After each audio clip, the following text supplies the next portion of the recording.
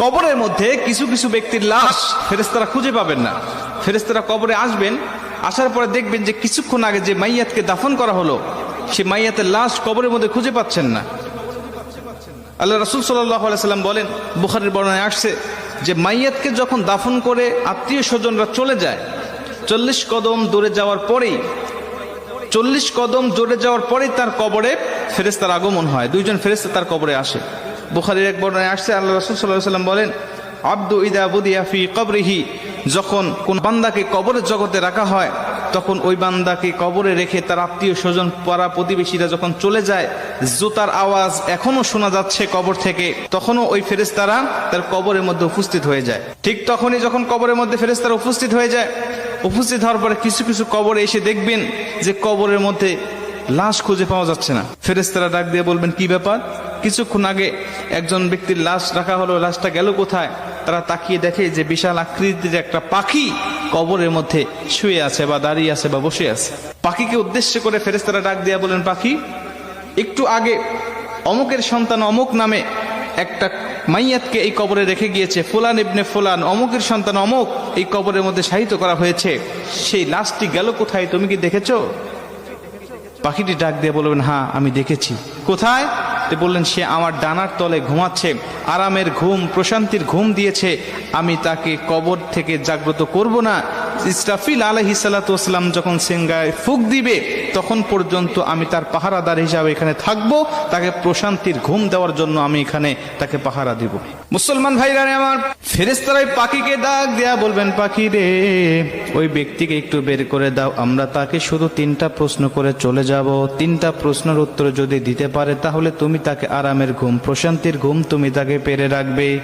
পাখিটি ডাক দেয়া বলেন, না, আমি তাকে বের করে দিব না, আমি তাকে বের হতে দেব না, আমি তাকে ডাক দিতে পারবো না। খবরদার, তোমরাও উচ্চ স্বরে কথা বলবে না। বান্দা বড় ক্লান্ত শ্রান্ত শরীর নিয়ে, দেহ নিয়ে দুনিয়াতে আল্লাহর ইবাদত বন্দেগী করে এসেছে, আমি তাকে প্রশান্তির ঘুম পাড়িয়েছি, এই ঘুম থেকে আমি তাকে জাগনা করতে পারবো না। জোরে কোন সুবহানাল্লাহ। আমি তাকে জাগনা করতে পারবো না ঘুম থেকে। ফেরেশতারা ডাক দিয়া বলবেন, তোমাকে জাগনা করতেই হবে, কারণ আমি তাকে 3টা প্রশ্ন করব, তাকে রব সম্বন্ধে, দিন সম্বন্ধে আর নবী সম্বন্ধে তার কেমন ধারণা আছে, আমি তার কাছ থেকে এই জবাবদিহিটা নিতে চাই। তারপরে তুমি তাকে আরামের ঘুম, প্রশান্তির ঘুম তুমি তাকে পারাবে, যদি সে উত্তরগুলো দিতে পারে। আর যদি না দিতে পারে তাহলে তার কবরটা হবে জাহান্নাম, জাহান্নামের গর্ত, তাকে জাহান্নামের বিভিন্ন আযাবগুলো ভক্ষণ করতে হবে। মুসলমান ভাইরা আমার, পাখিটি সঙ্গে সঙ্গে ডাক দিয়া বলেন, ফেরেশতা, তুমি জানো না এই ব্যক্তিকে আমার আল্লাহ পাক ভালোবাসেন, এবং আমি যে পাখি আকারে তোমরা আমাকে দেখতে পাচ্ছ, আমি দুনিয়ার কোনো পাখি নয়, আমি হলাম এমন একটি আমল। দুনিয়ার জমিনে বান্দা যত কোরআন তেলাওয়াত করেছে, দুনিয়ার জমিনে নামাজের মধ্যে বান্দা কোরআন তেলাওয়াত করেছে, দুনিয়ার জমিনে বান্দা আল্লাহর জিকির করেছে, দুনিয়ার জমিনে তাহাজ্জুদে আমাকে তেলাওয়াত করেছে, দুনিয়ার জমিনে বান্দা সর্বসময় আমার তেলাওয়াত করেছে, ঈশার নামাজের পরে বান্দা আমার সূরা মুলক তেলাওয়াত করেছে, ফজরের নামাজের পরে বান্দা আমার সূরা ইয়াসিন তেলাওয়াত করেছে, মাগরিবের নামাজের পরে আমার সূরা ওয়াকিয়া তেলাওয়াত করেছে।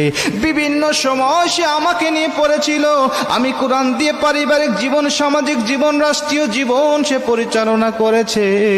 এজন্য আমি কোরআন তাকে আজকে এই কঠিন মুসিবতে একা রেখে যাব না। আমি এসেছি তাকে পাহারা দেওয়ার জন্য, কবরে, মিজানে, হাসরে ফুলসিরাত পার করাইয়া বান্দাকে জান্নাত দেওয়ার আগ পর্যন্ত আমি তার পিছন থেকে সরব না। জোরে কোন সুবহানাল্লাহ।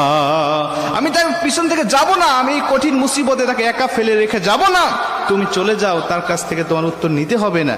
তিনি ডাক দিয়া বলবেন, না, উত্তর দিতেই হবে, বের করে দাও। বলছেন, তোমার যদি সাধ্য থাকে তাহলে তুমি আমার ডানার তল থেকে তাকে বের করে নাও। ফেরেশতারা তার ডানার তলে খুঁজবেন, তন্ন তন্ন করে খুঁজবেন। হাদিস শরীফের মধ্যে আসছে, কিন্তু লাশটি খুঁজে পাবেন না তারা। মুসলমান ভাইরা আমার, ফেরেশতারা আল্লাহকে ডাক দিয়ে বলে, মালিক, অমুকের সন্তান অমুককে এই কবরের মধ্যে কিছুক্ষণ আগে রেখে গিয়েছিল তার আত্মীয় স্বজন, কিন্তু এখন তো তার কবরে তাকে পাই না, কেন, কোথায় গেল, আপনি আমাদেরকে বলেন। আমার আল্লাহ পাক ডাক দেয়া বলবেন, ফেরেশতা আমার, সমস্ত ব্যক্তিদের কবরে তোমরা সওয়াল জবাব নিতে পারবে, সমস্ত কবরবাসীর কবরে গিয়ে তোমরা